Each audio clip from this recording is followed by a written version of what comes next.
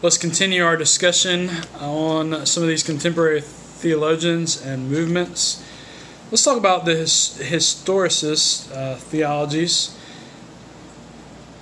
This emphasizes the importance of biblical history as the revelation of God. And two names that you should be familiar with in that are Oscar Cullmann and Wolfhart Pannenberg. Cullmann really is probably most well known for his Christology work and his study on just the understanding of who Jesus is, significance of his death, significance of his resurrection, for his work there. He really saw the central truth of Christianity being this historical Messiah of Jesus, which was being called into question by liberal theologians. So Cullmann really kind of makes the case, listen, salvation history is rooted in this historical person of Jesus. Pannenberg, famous German theologian as well. Pannenberg's theology may be termed the theology of history or theology of resurrection, because he really focused on the resurrection of Christ and how that reality as a historical event helps shape and define so much else of what we think in terms of Christian theology. So Cullmann places that emphasis on Jesus as a real historical figure, the Messiah. Pannenberg placing that focus on the historicity of the resurrection. Again, those don't sound like radical ideas for us, but emerging out of liberalism and the stranglehold that it had on the church and theological education, these two ideas helped recenter theology in some ways. Let's talk a little bit about socialist theologies. We have talked a little bit because many of you are doing your research papers on some of the social theologies, particularly Black liberation theology and Latin American liberation theology. But kind of the precursor to that is Jürgen Moltmann, who taught at the University of Tübingen, his theology of hope. One of the critiques leveled at Moltmann is that he was more heavily influenced by philosophy and political ideologies like Marxism rather than Scripture. Perhaps his two most famous works are Theology of Hope and The Crucified God. The Crucified God is a very interesting study and look at the atonement. Theology of Hope is kind of a summary of his beliefs that the Christian hope is for the future and that we've got to act now to kind of reorient what the future looks like. I think Moltmann is correct in that. I think where he misses the mark in some ways is that the hope of the Christian for the future that we need to be busying ourselves with even now comes through the revelation of Jesus and the cross and the empty tomb. And Moltmann doesn't quite go that far in stating that. Nonetheless, his theology was influential in some of these socialist theologies and theologians. Your book lists 4 or 5, I think, different guys, different folks doing that. But I want you to be familiar with 2, particularly James Cone is one. He's kind of the founder of the Black liberation theology movement in the 60s.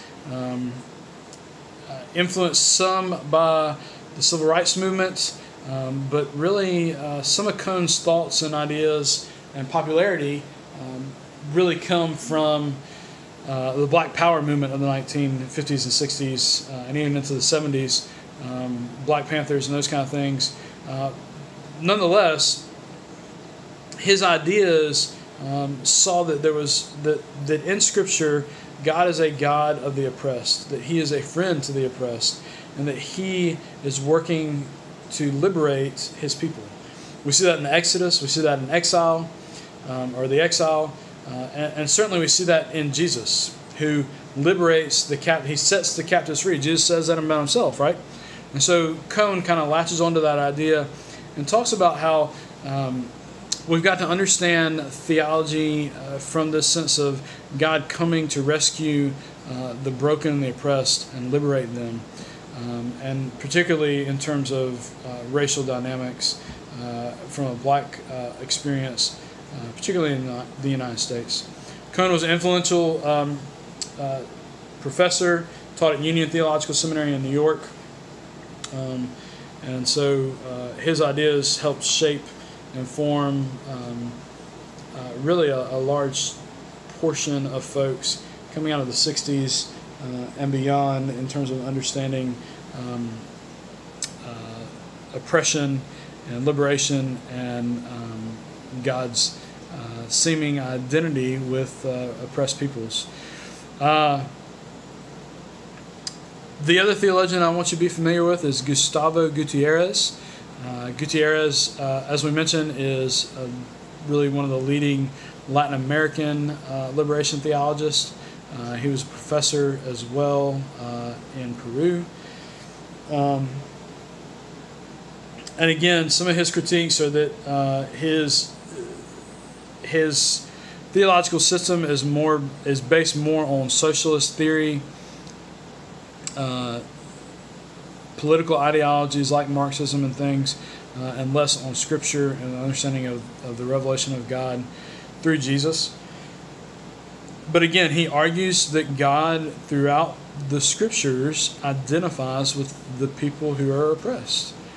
And I think that's the takeaway from the socialist theologies, is that we cannot dismiss people who are broken and hurting and suffering and say that God doesn't care and is not concerned now about that. We can't say, well, you can suffer in this life, and then one day you'll get to go to heaven if you put your faith in Jesus. Well, I think part of what that means for us as Christians is not just that Jesus gives us hope and meaning for the future, but he gives us hope and meaning now. That's what he talks about with the abundant life in John. And so we can take from these liberation theologians this idea that God is on the side of those who are the victim, who are the oppressed. This framework, this discussion is coming back into conversations in churches and in seminaries across our country. When we think about some of our policies and issues as a country with immigration, when we think about the Me Too movement and some of the things that are going on with that, so there's some things that I think that we can apply and take away to help make sure that we are a father to the fatherless and a defender of the widow, as we're commanded to do in Scripture.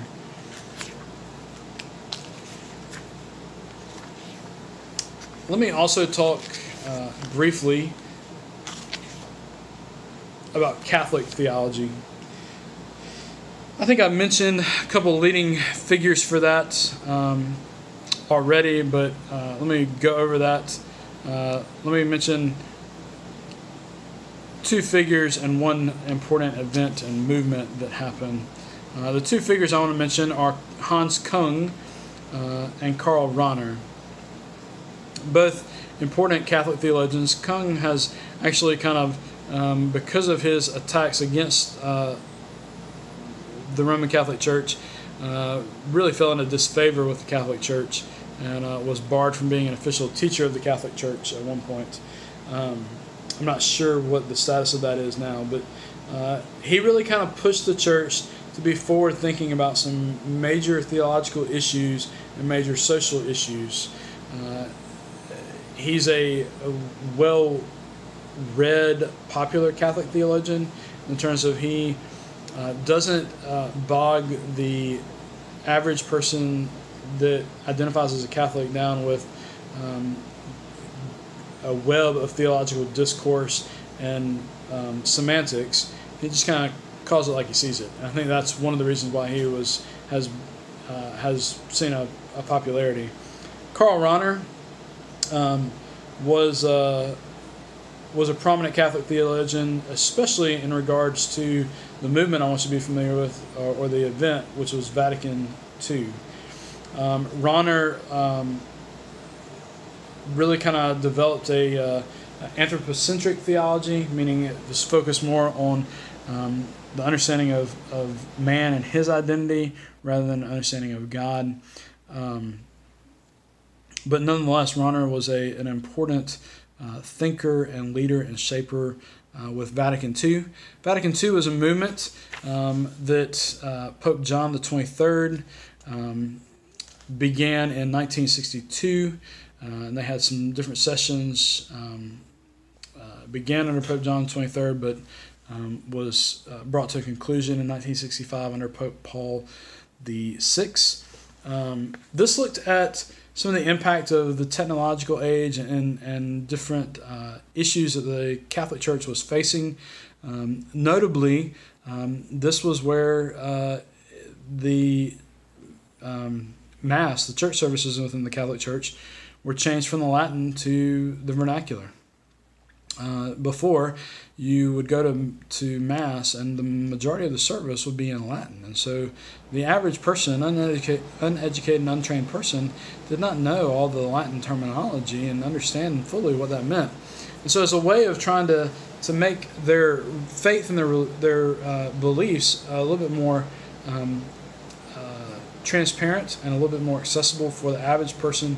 Again, sitting in the Catholic Church, they did that. There was also some different decisions on some social issues that were kind of shaped by Vatican II that really kind of moved the church forward.